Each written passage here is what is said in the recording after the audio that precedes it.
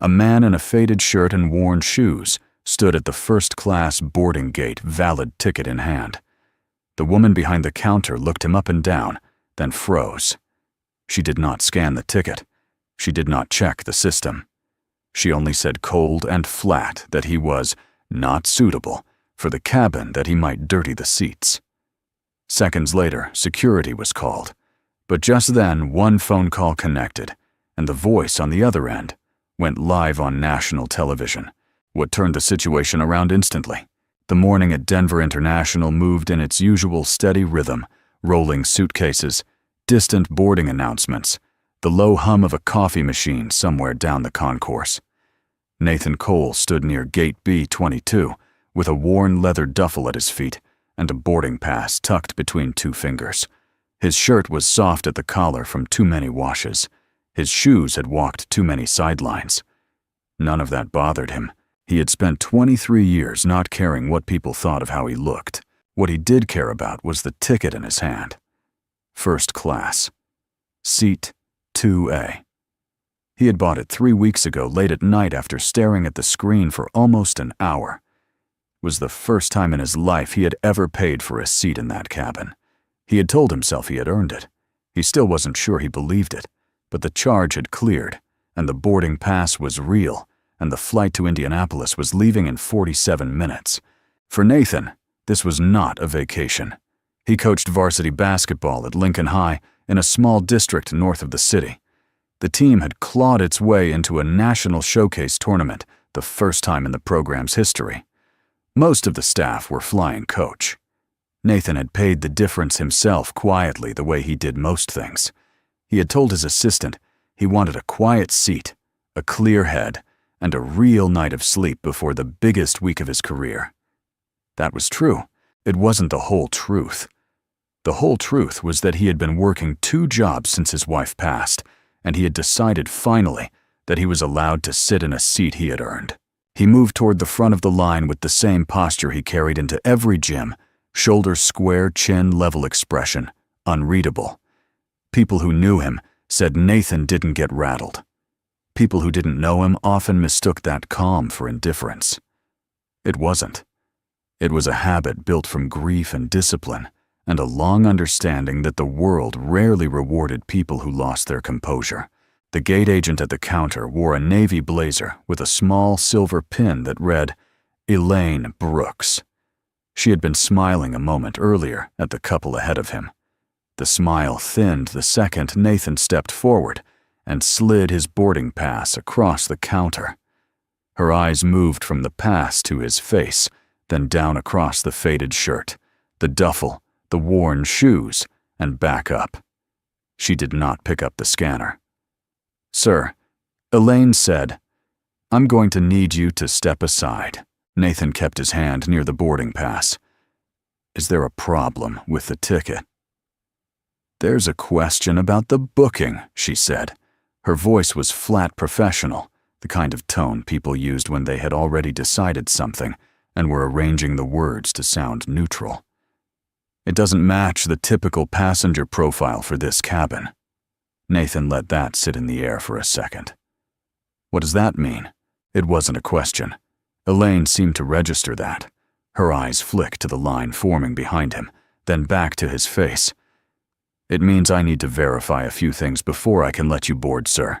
Behind Nathan, a man in a charcoal suit shifted impatiently. A woman in heels glanced up from her phone and looked away again. Nobody said anything. Nobody met his eyes.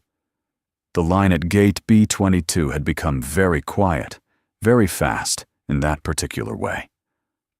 American crowds went quiet when something uncomfortable was unfolding, and nobody wanted to be the one to name it. Nathan stepped aside. He did not raise his voice. He set his duffel down at his feet and folded his hands loosely in front of him. "I'd like you to scan the ticket," he said. "If there's a problem, the system will flag it." Elaine did not pick up the scanner. Instead, she lifted the desk phone, turned her shoulder slightly, and spoke a few words too low for him to hear. When she set the receiver down, she looked back at him with something tighter in her face. "I've called for assistance," she said. "It'll just be a few minutes." "Assistance from who?" Airport security, Elaine said. It's a routine verification. Nathan absorbed that without moving. He had been called many things in his life by parents, in bleachers, by referees in tight games, and once years ago by a desk clerk in a hotel lobby who had decided before Nathan opened his mouth what kind of man he must be. He knew the shape of this. He knew the temperature of it. He also knew that the boarding pass in his hand had not been checked, that the system had not flagged anything, that nothing on the screen in front of Elaine Brooks could have told her his ticket was anything other than valid. The first uniformed officer arrived within 90 seconds. He looked younger than Nathan, maybe 26 or 27, with a cheap silver wedding ring and the kind of jaw that hadn't yet learned how to hide what it was thinking. His hand rested near his belt, the way men in that uniform were trained to stand. He looked at Elaine, then at Nathan, then at the boarding pass on the counter. "Sir, I'm going to ask you to come with me for a moment." "Has the ticket been checked?" Nathan asked. The officer glanced at Elaine. She did not answer. The officer turned back to Nathan. "Sir, please don't make this difficult." "I'm not making anything difficult," Nathan said quietly. "I'm asking a question. Has anyone checked the ticket?" "Sir," Nathan looked at the officer. He looked at Elaine. He looked at the line of passengers, the same passengers who had been smiling about their morning coffees 4 minutes ago, now suddenly very interested in their phones. He understood very precisely what was being asked of him. He understood the 2 doors he was standing between. He could push back. He could raise his voice. Demand a manager, demand. The scanner, demand. An explanation in front of every person standing there with a phone in their hand. He had every right to. And he knew exactly how that footage would look the moment it was clipped and posted a tall man in a faded shirt voice, rising security closing in. He had watched men far more articulate than himself get reduced to 30-second clips.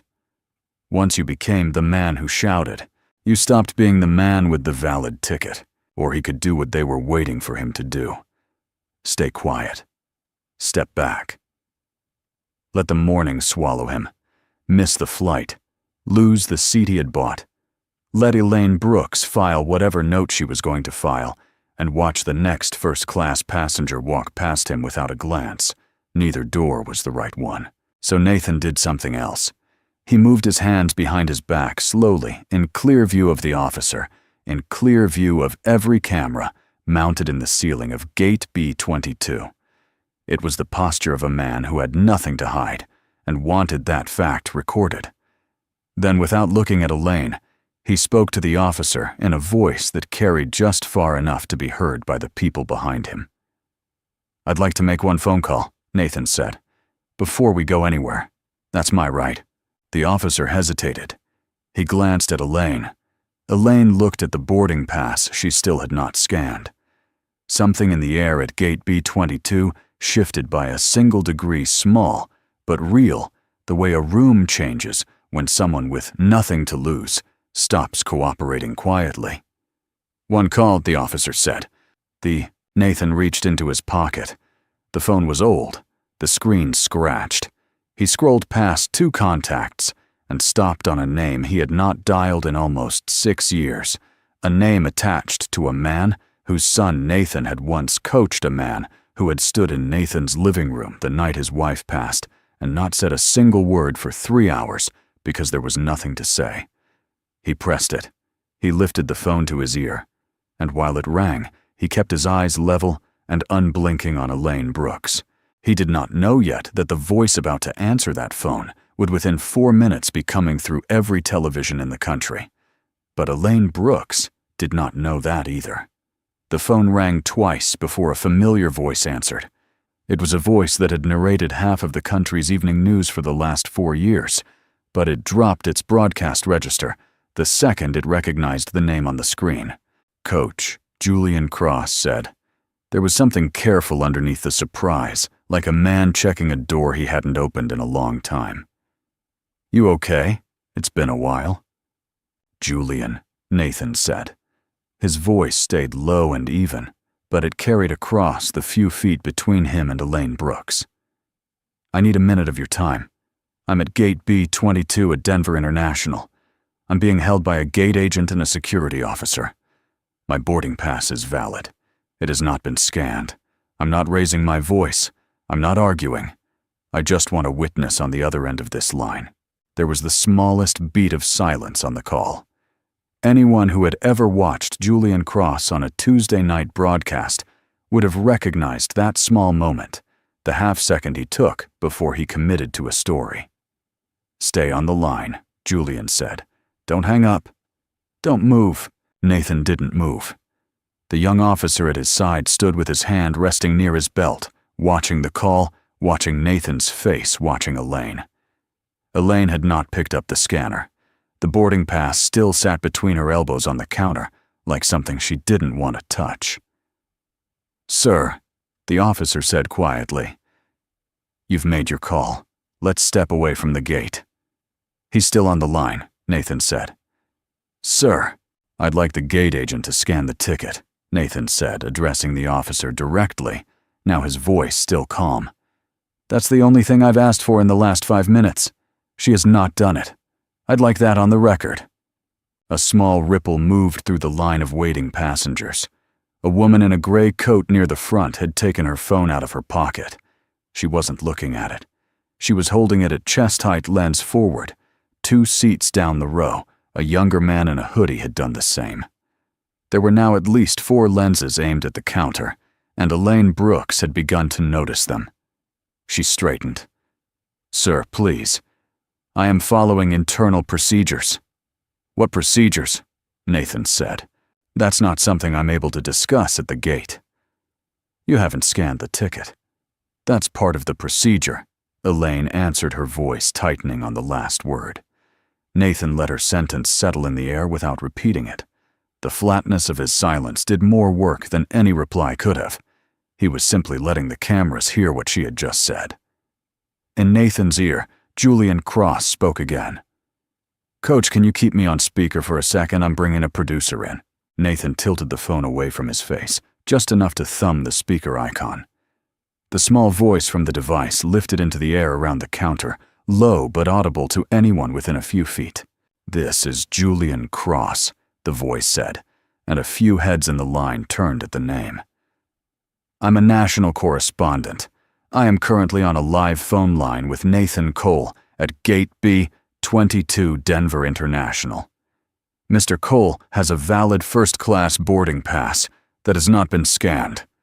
He has been detained at the counter by a gate agent and a security officer. I'm asking the agent on duty, ma'am, what is your name and your badge number, please?" Elaine's mouth opened. Nothing came out for a half-beat. Then her training caught up with her, and her face hardened into something more rehearsed. "Sir, I can't speak to a phone call. I am working with a passenger." "Mr. Cole is the passenger," Julian said. The voice was perfectly steady. There was no theater in it. That was what made it land. "Your name and your badge number, ma'am." "I'm not authorized to give that information over an outside line." "It's printed on your name tag, ma'am. We can read it from the footage." The woman in the gray coat at the front of the line lowered her phone slightly, then raised it again. The man in the hoodie had stopped pretending not to record.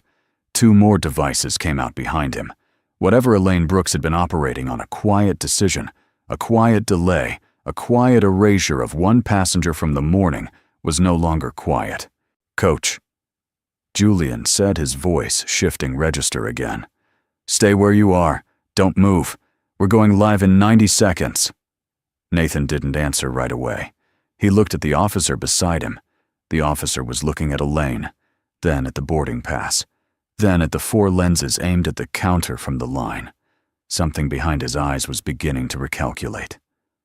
"Officer," Nathan said quietly, "all I'm asking is for the ticket to be scanned. Before this goes any further, that's it." The officer's hand moved away from his belt. He glanced at Elaine. "Ma'am," he said, in a tone that had not been there 60 seconds ago. "Can you scan the ticket, please?" "I am following procedure, sir." "Ma'am, scan the ticket." "There is a verification step that comes before scanning, and I am for one, so ma'am." In Nathan's hand, the phone clicked over. There was the faint shift in audio that anyone who had ever been on a live broadcast, knew the moment a private call became a national one. Julian Cross's voice came back smoothed slightly by the broadcast feed, and what he said next was no longer for Nathan alone. "Good morning. We're breaking into our hour with a developing story. I'm on a live line with Nathan Cole, who is being held at Gate B-22 of Denver International Airport, with a valid first-class boarding pass that has not been scanned. Coach, are you with me?" Nathan kept his eyes on Elaine. "I'm here.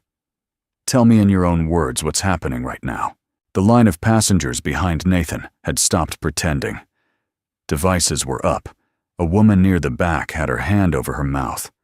3 gates down, a small cluster of travelers had drifted into the corridor between B-22 and B-20, drawn by the unusual stillness of the line. "I bought a ticket 3 weeks ago," Nathan said. He spoke slowly, evenly, the way a coach explained a play to a young guard who had never seen a full-court press before. "Seat 2A on the 847 to Indianapolis. I arrived at the gate at 7:52. I handed my boarding pass to the agent on duty. She looked at me. She did not scan the pass. She told me my ticket did not match the typical passenger profile for the cabin and asked me to step aside. She has not scanned the pass since. She called airport security. I have been standing here with my hands visible for approximately 8 minutes.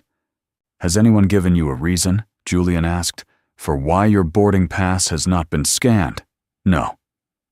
"Mr. Cole, what do you do for a living?" "I coach high school basketball," Nathan said. "Lincoln High, north of the city. We have a national showcase in Indianapolis this week." The number of lenses aimed at the gate counter had now passed 10.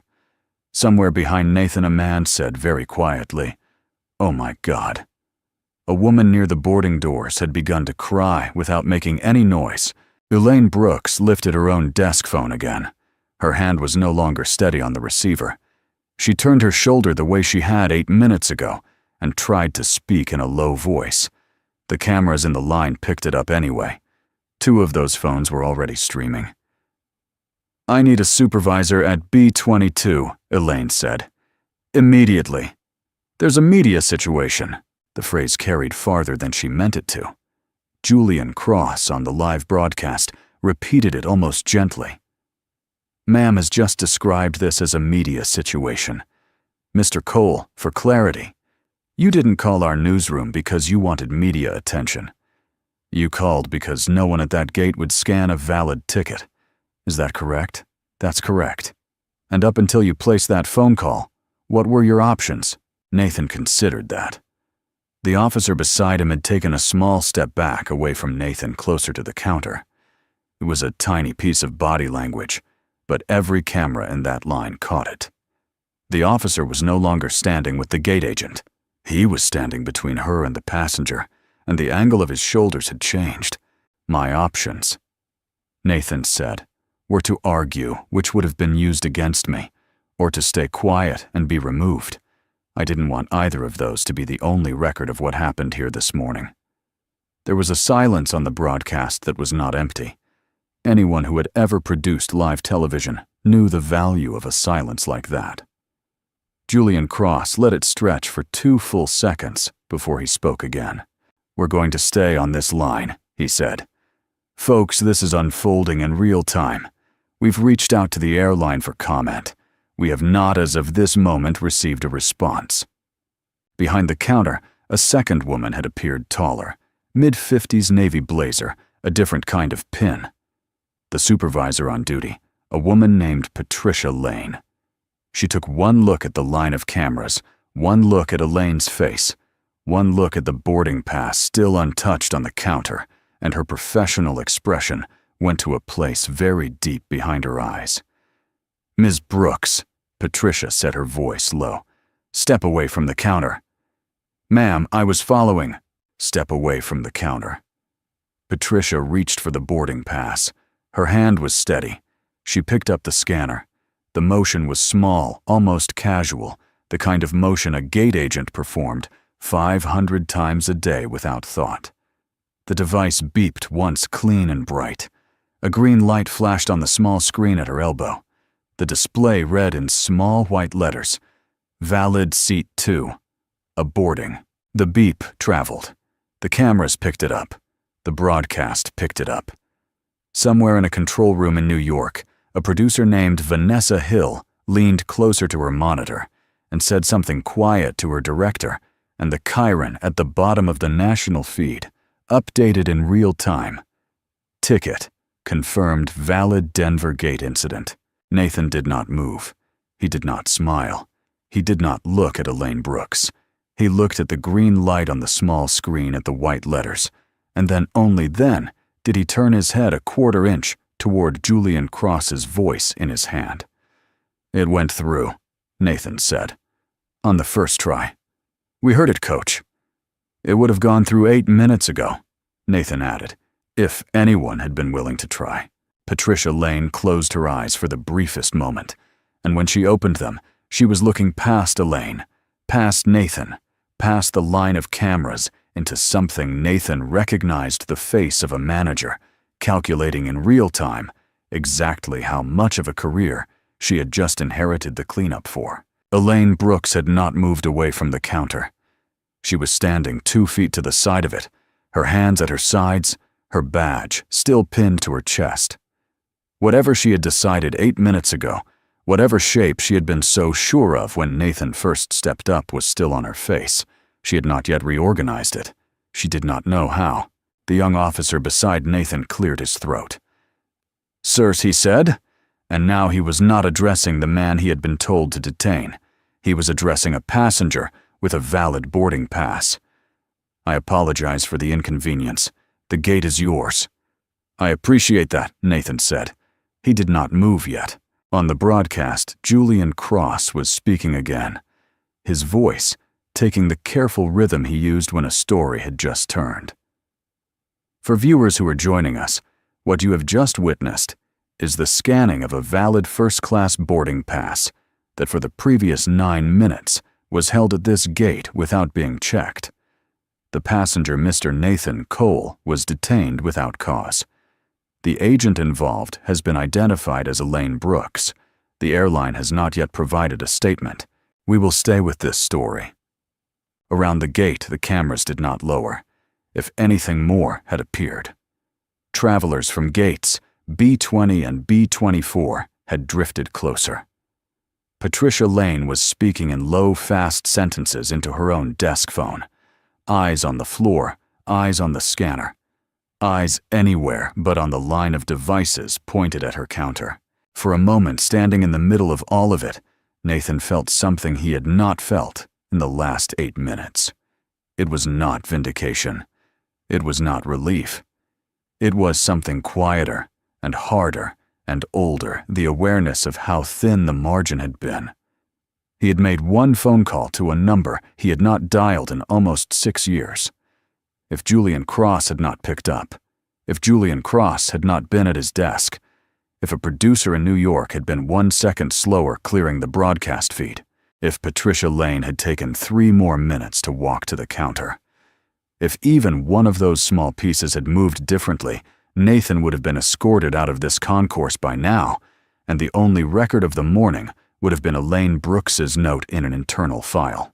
He understood very precisely that he had not won anything yet.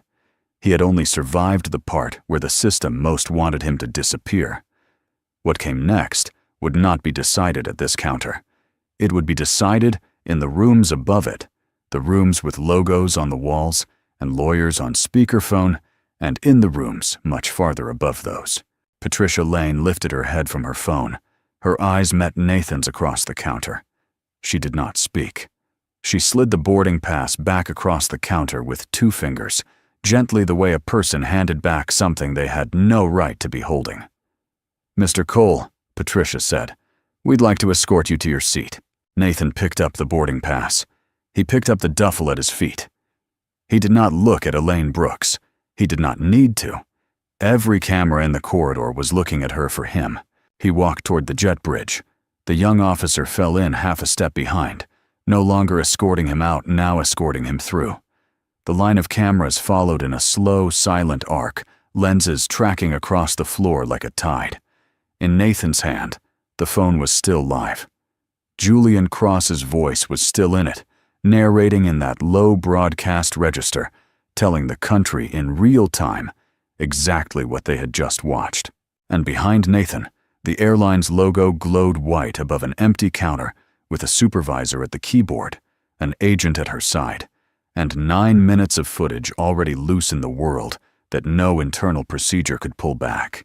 By the time Nathan reached seat 2A, the clip was already moving.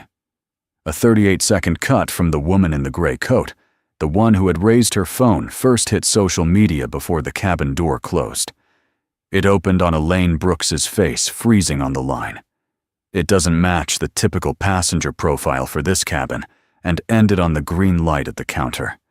By the time Nathan's flight reached cruising altitude, the clip had been viewed 4 million times. He did not see any of it.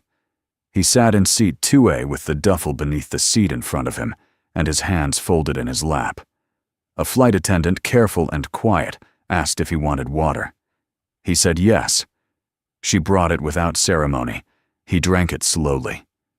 He did not turn on the small screen at his elbow. He did not check his phone. For 3 hours over the Western Plains, Nathan Cole did the one thing he had been trying to do all morning, which was sit in a seat he had paid for. The story did not wait for him to land. By mid-morning, Eastern Time, every major network had picked up Julian Cross's broadcast. The Chiron rotated through different versions of the same sentence. The clip ran on a loop, the boarding pass, the long delay, the green light, when a different agent finally stepped in. Industry analysts were called. Civil rights attorneys were called. 3 former gate agents from 3 different airlines went on camera within the same hour, each of them describing, in careful language, the exact procedure that Elaine Brooks had skipped. The airline's first statement, issued mid-morning Eastern Time, said the company was aware of an incident at Denver International and was conducting an internal review. It satisfied no one. By noon, the hashtag was trending in 17 markets. By early afternoon, 2 members of Congress had asked on camera what the airline planned to do. In the early afternoon, Eastern Time, the airline's chief executive, a man named Marcus Reed, walked alone to a small podium in the lobby of the company's headquarters. He had no notes. The press release had been killed an hour earlier when his communications team realized that no piece of paper was going to be enough. This morning at Denver International Airport, Marcus Reed said, looking directly into the camera, a passenger with a valid first-class boarding pass was detained at the gate by one of our employees. The boarding pass was not scanned. The passenger, Mr. Nathan Cole, did nothing wrong. He was held because of an assumption that should never have been made by anyone wearing this company's uniform. He took one breath and continued. The agent involved has been suspended, pending a full investigation. Effective immediately, every gate at every hub we operate will require a boarding pass to be scanned before any verbal challenge to a passenger can be made. That procedure existed before this morning. It was not followed. It will be followed from this moment forward without exception. He looked off camera once, then back. To Mr. Cole, on behalf of every employee of this airline, I am sorry. We have reached out to him directly. Whatever he chooses to do with this morning, we will support. We failed him. We will not fail the next passenger who walks up to one of our counters. The press conference ran for 11 minutes. Marcus Reed took 6 questions. He answered all of them. He used Nathan's name every time. Nathan watched the recorded conference on a small television in a hotel lobby in Indianapolis an hour after he checked in. He had dropped his duffel in the room and come back down for coffee before the team meeting. The lobby had gone quiet around the screen. A man in a dark suit at the next table looked up at Nathan, then at the television, then at Nathan again, and recognized him without saying anything. A woman behind the front desk had pressed a hand flat against the counter. Nathan watched the apology end. He drank his coffee. He did not say anything. 2 days later, the airline reached out through a private number. A vice president of customer relations, careful and rehearsed, offered him a settlement. Lifetime first-class travel. A 6-figure sum that the man would not say out loud, only describe as meaningful. A statement of partnership. A foundation in his name if he wanted one. Nathan listened to the entire offer without interrupting. When the man finished, Nathan said, "I appreciate the call. I'd like the policy change to be permanent. I'd like the training to be required at every hub, not just the ones with cameras. And I'd like the apology Mr. Reed gave on television to remain on the company's public record." "Of course, Mr. Cole.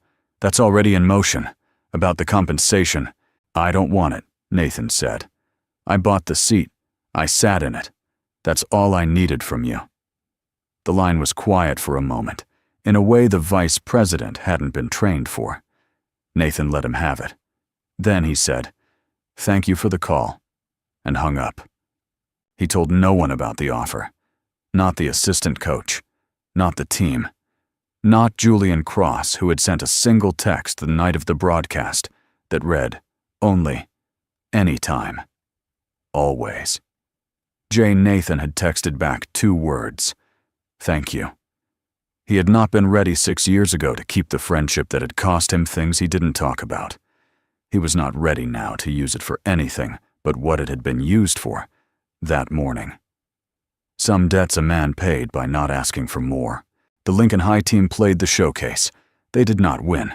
They lost in the quarterfinals to a program with twice their budget and 4 returning seniors. Nathan shook the other coach's hand, at center court, gathered his players in the tunnel, and told them in the quiet voice he had used on the phone at Gate B22 that they had done themselves and their school proud. He did not mention the airport. None of his players mentioned it either. They had all seen the clip. They had also all seen on the bus from the hotel that morning the way their coach carried himself into the arena, which was the same way he had carried himself into every gym they had ever played in. There was nothing to say about it. Elaine Brooks did not return to the gate.